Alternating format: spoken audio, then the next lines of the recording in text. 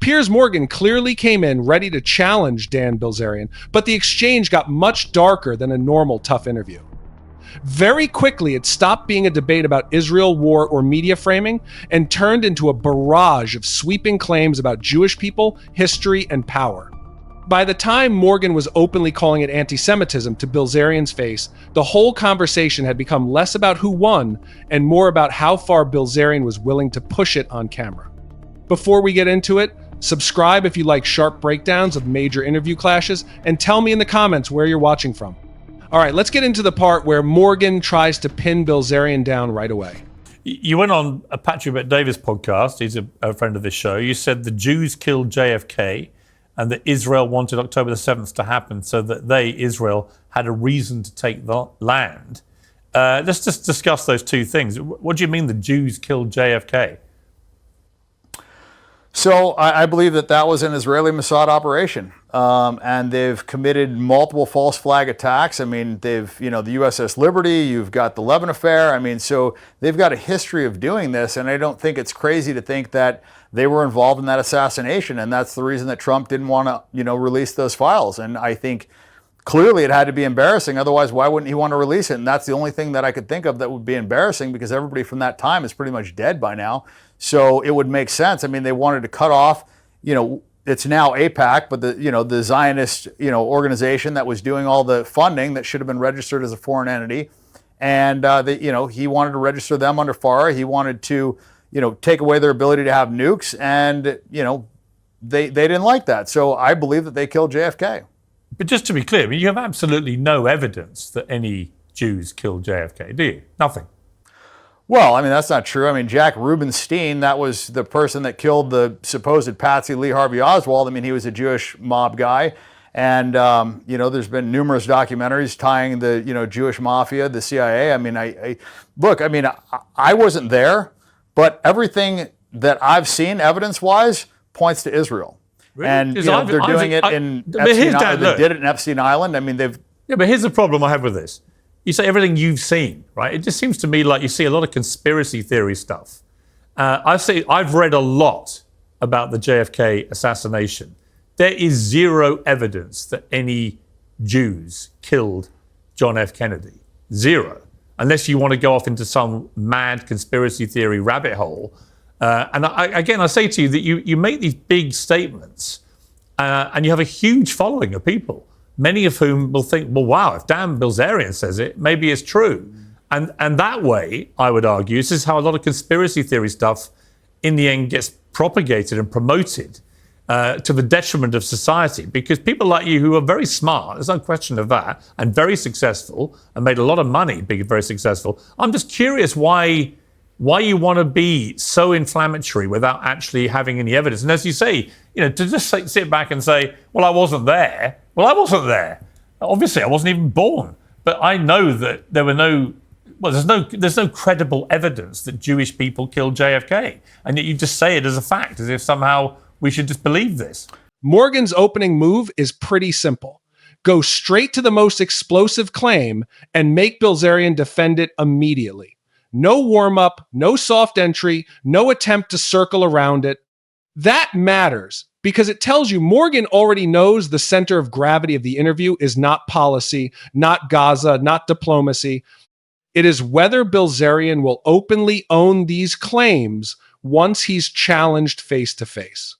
And Bilzerian does own them, but notice how he does it. He leans on belief, association, and suspicion. He keeps moving between I believe it would make sense and look at the pattern. That is a familiar move in interviews like this. You throw out a huge allegation. Then when pressure comes, you slide from certainty into implication. That first stretch already tells the audience a lot. Morgan is trying to force a line between criticism of Israel and broad claims about Jews as a group. Bilzerian never really accepts that line. He keeps blurring it. And once that happens, the interview is heading somewhere ugly fast. You can also feel the audience split opening up right there. Some people hear Bilzerian and think he's asking questions. Others hear the same answer and think, no, he's laundering extreme accusations through the language of doubt. That split is a big part of why a clip like this travels. But the pressure goes up once Morgan stops arguing about JFK alone and starts going after Bilzerian's whole method. No, I didn't say it as a fact. I said that's what I believe. And if you look at, the history of people that have criticized Israel, Gaddafi, Saddam Hussein, JFK, Nixon, they all have similar fates. And so I don't think that's a coincidence. I also think that today a lot of, quote unquote conspiracy theories have all come true. So, about 2-3 years ago, being a conspiracy theorist, you were a nut job, wacko, whatever. And now it's just like every single one of them seems to be coming true, coming to fruition. So I don't know. I think once you see the government lie to you and lie to you on a scale like they did during COVID, you start questioning a lot of things. And I think it's healthy to question things.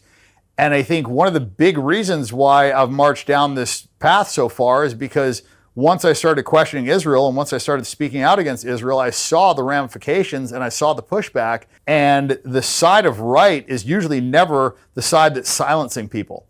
The people that are on the right side of history are not the ones trying to, cut off free speech or punish people for what they say. You think the Jews killed Gaddafi as well? Israel. I think that they have way too much control in our government. And I think it is not coincidence that everybody that's been critical of Israel has, either been overthrown, Shah of Iran, like every single person that's been critical of Israel has either been killed or thrown out of power. And I don't think that is a coincidence. The reason we fought a lot of these wars is because of Israel. Israel lied to us. They told us that there was weapons of mass destruction. We fought many wars on their behalf. So their influence cannot be, disputed. And the people that we continuously fight just happen to be their natural enemies. And they have influence on what we do. And that's my biggest issue. That's actually one of the reasons why I kind of started marching down this path, is because I see how much control Israel has over our government, and it's not healthy. And I see our politicians acting on behalf of Israel instead of on behalf of what is best for the United States. And that is, as a veteran, where I really have fucking, huge problems with this. I'm sure you do, but when you say that what was it you said? That Jewish people said there were weapons of mass destruction. It was President Bush. He's not Jewish. It was Colin Powell. He wasn't Jewish, as far as I'm aware. What are you talking about? What do you mean?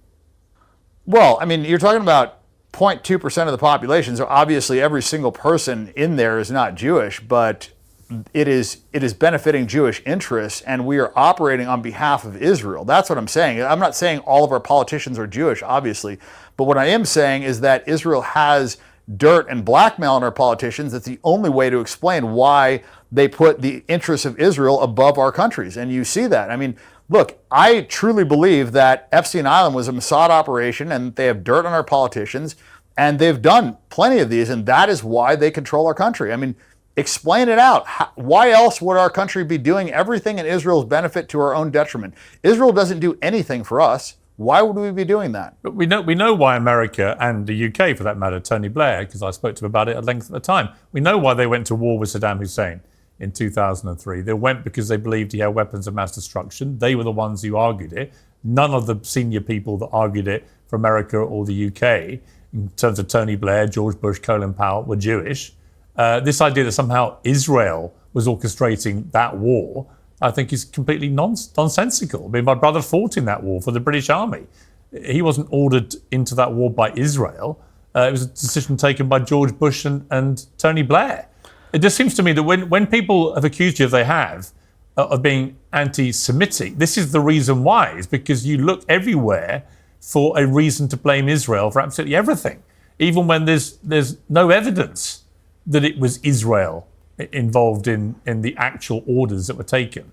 There is no evidence that Israel ordered the Iraq war. It was taken by George Bush's administration with the help of people like Tony Blair.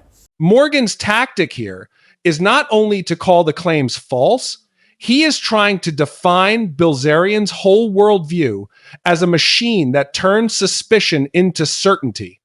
That's why he keeps coming back to evidence, credibility, and responsibility. He's not only saying, I disagree, he's saying you are feeding people a story structure where every major event can be traced back to the same enemy. That part matters because Bilzerian keeps broadening the frame. At first, it's JFK. A minute later, it's Gaddafi, Saddam, Iraq, Epstein, government blackmail, control of politicians. The pattern is doing all the work. Once someone buys the pattern, they no longer need hard proof for each claim. They only need the next example. Morgan does land a solid challenge when he points out who actually made the Iraq case publicly: Bush, Blair, Powell. He is trying to force Bilzerian back into a world where named decisions were made by named officials. Bilzerian's answer, though, goes back to influence and hidden leverage. So even when Morgan narrows it, Bilzerian opens it back up again. That is why the exchange feels so hard to contain. Morgan is arguing in one register: documented decisions, documented responsibility. Bilzerian is arguing in another: hidden networks, beneficiary logic, background control. When two people are operating on those two different levels, they are almost guaranteed to talk past each other. Would any answer Bilzerian gave there ever have satisfied a skeptical interviewer? Probably not. But Morgan was not trying to be satisfied. He was trying to show the audience the engine of the argument.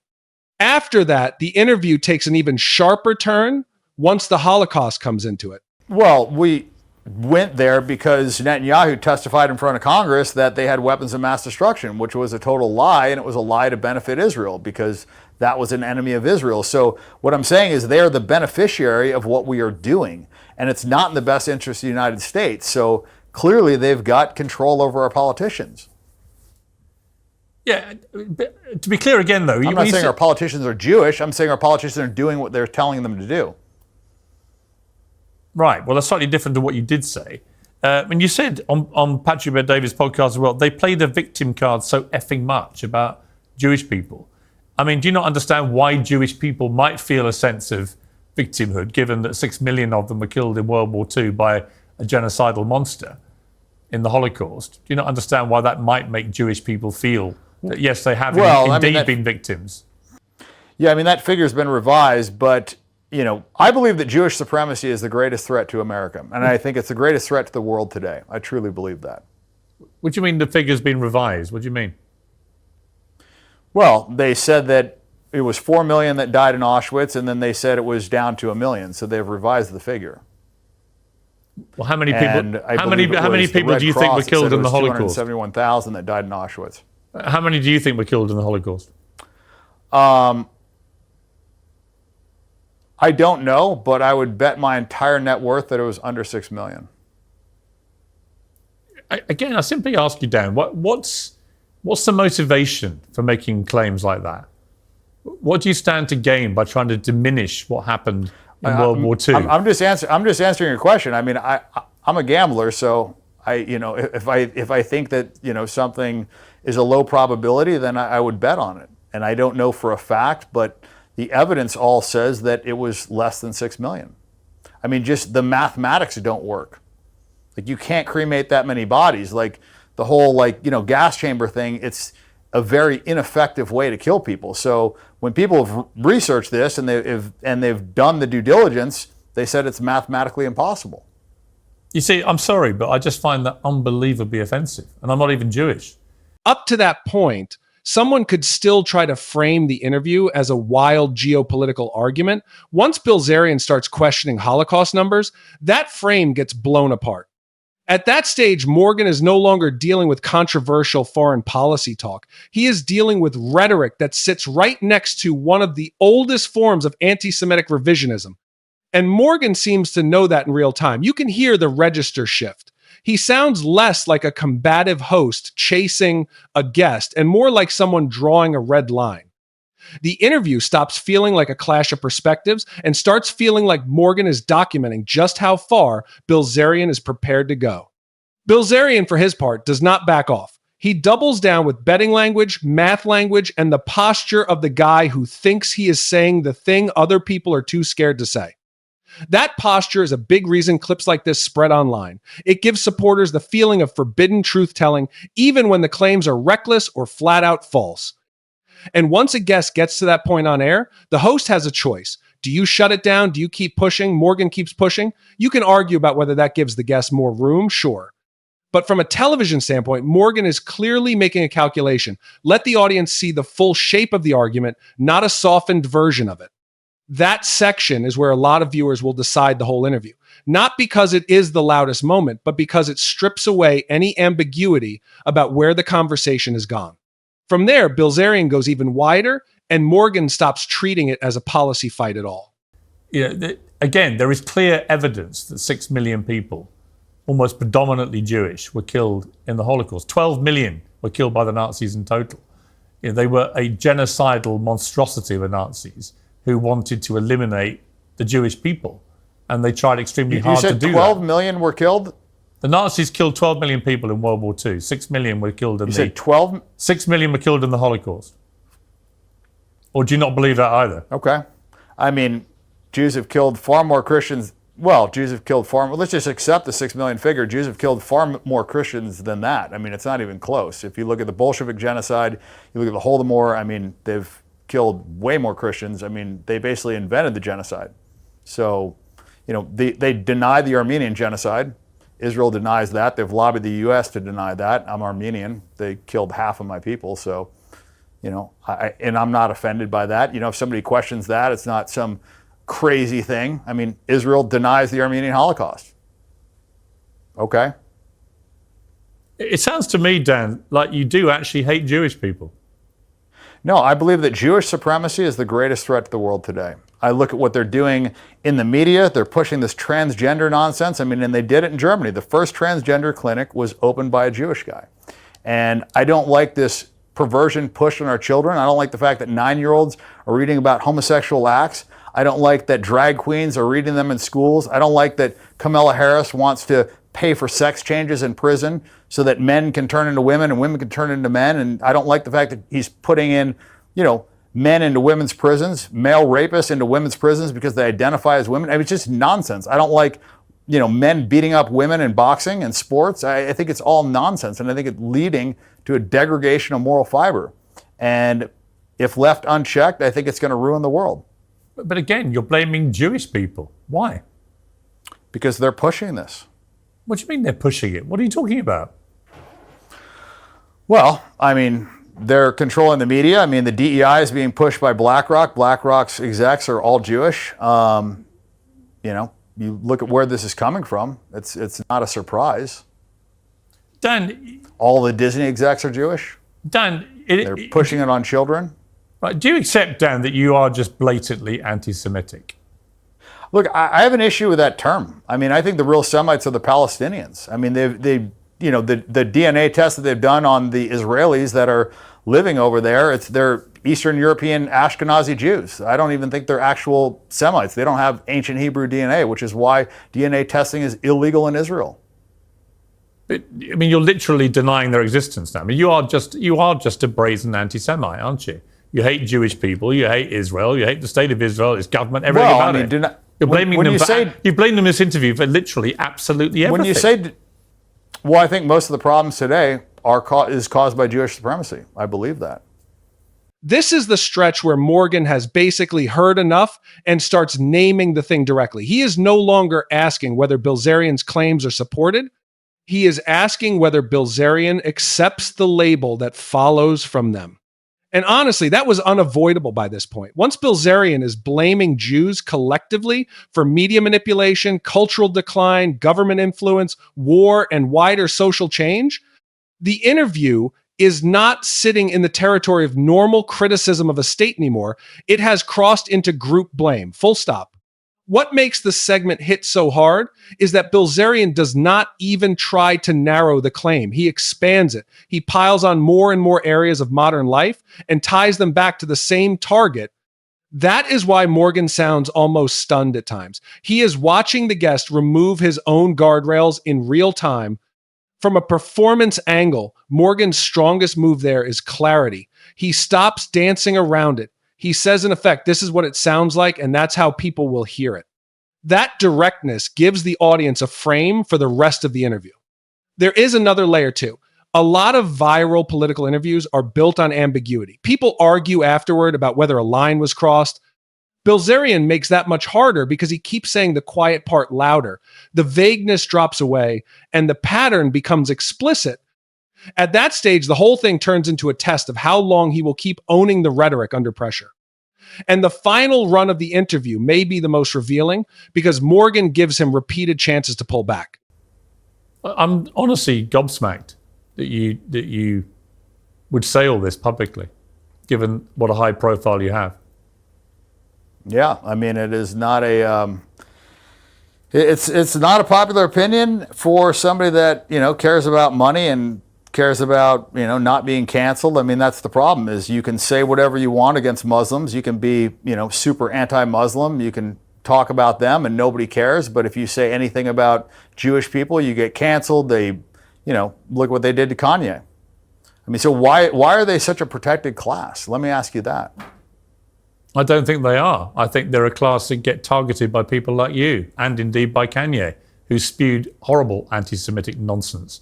But yours, it seems to me, to be more insidious, because you're literally blaming. So you think that Kanye targeted them and not the other way around? You're literally blaming Jewish people for almost everything that's happened that you don't like in the world. That is the purest personification of anti-Semitism right there.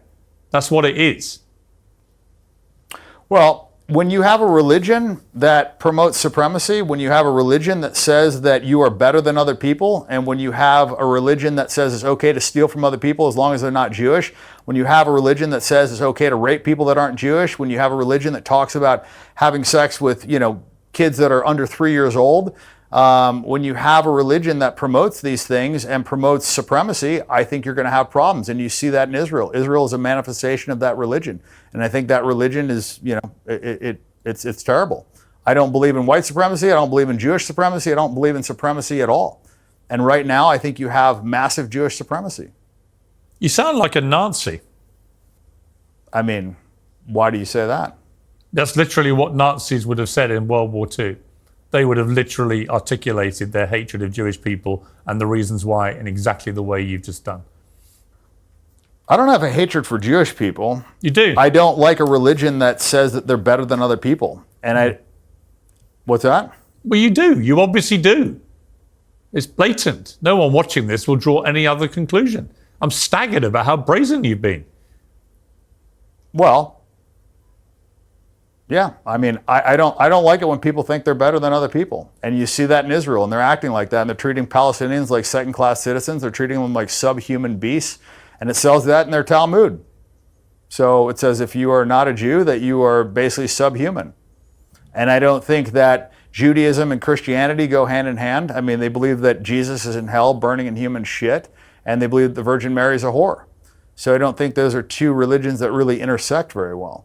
But you know, we've been programmed that they do, and we've been programmed that it's okay and that Jews are the chosen people, and I just disagree with that. I think everybody's equal.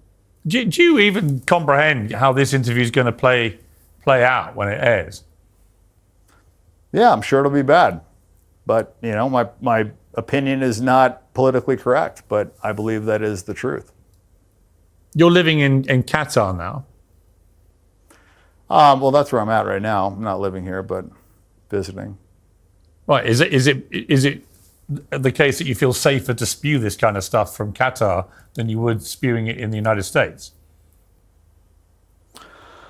Well, I mean, I've had a lot of Jewish people attack me since I started standing up in support of Palestine. When I started saying things that were against Israel, I found that I had my Jewish business manager tried to extort me. I had lawyers do things that were illegal, and you know, I found a lot of, you know, just hatred from the Jewish community because I was speaking out against a genocide, and that really opened my eyes to what's going on. You know why Jewish people? Like I said, rarely is it the case that people on the right side of history are the ones that are trying to silence people. Yeah, the reason Jewish people may dislike you is because of your obvious hatred for them and everything they stand for. I mean, you've literally spent the last 20 minutes on an anti-Semitic rant that makes Kanye look like a choir boy. I'm staggered, but also bemused as to what you think you'll gain from this, other than you're just laying bare your anti-Semitism for everyone to see. I don't think I'm going to gain anything. I think it'll be horrible for me. But you know, it's what I believe. I don't think that Jews like Christians, and you see it when they, you know, killed them during the, you know, the Holodomor, the Bolshevik genocide. I mean, the Bolsheviks the leadership was 84% Jewish, and they were just mass killing Christians, and nobody talks about that. Let me just ask you one more time. Let me just ask you one more time to be honest. History books don't cover that. Right, let me just ask you one more time, just for clarity. And I think you should be honest. But do you hate Jewish people? No, I don't. Then why do you spew such hatred about them? Well, I don't like what they've done. I don't like what their religion preaches. I don't like what's going on in Israel. I don't like their influence over our government. So, you know. What do you like about Jewish people? I mean, I would say on average, they're more intelligent. That's it? I mean, I don't have too many. I mean, look, you know, there's 2 billion Muslims, but everybody wants to, you know, promote this anti-Muslim, this hatred for Muslim, like they're all, you know, these terrorists. And I think the Israelis are the terrorists. I think they are the ones perpetuating the big acts of terrorism. And, you know, nobody wants to talk about that. And what do you say to Jewish people who may watch this and be utterly horrified by what they're hearing? They can be horrified. I mean, I was horrified to find that they mass murdered Christians. I was horrified to learn the things that they teach in the Talmud. I was horrified that they think that Jesus is burning in shit in hell. I was horrified that they think that the Virgin Mary is a whore. I was horrified to learn that they think it's okay to steal from Gentiles. I was horrified to hear that there's, you know, 2 sets of justice. I was horrified to find out that they think it's okay to, you know, gang rape Palestinian prisoners. I was horrified about all those things. I'm horrified that we're funding a genocide right now. So they can be horrified. The closing stretch is brutal because Morgan keeps offering Bilzerian the most basic off-ramp possible. Deny hatred, narrow the target, separate government criticism from attacks on a people. Show some line you will not cross. Bilzerian never really takes any of those exits. That question, what do you like about Jewish people, is almost deceptively simple. It sounds like a throwaway, but it is actually a stress test. After all the sweeping accusations, can Bilzerian say anything that sounds human, restrained, or even remotely balanced? His answer only makes the whole thing feel colder. Morgan's "you sound like a Nazi" line will probably be one of the most clipped moments because it is the bluntest naming of the pattern in the entire exchange. Some viewers will think Morgan waited too long to say it. Others will think it was the only honest thing left to say.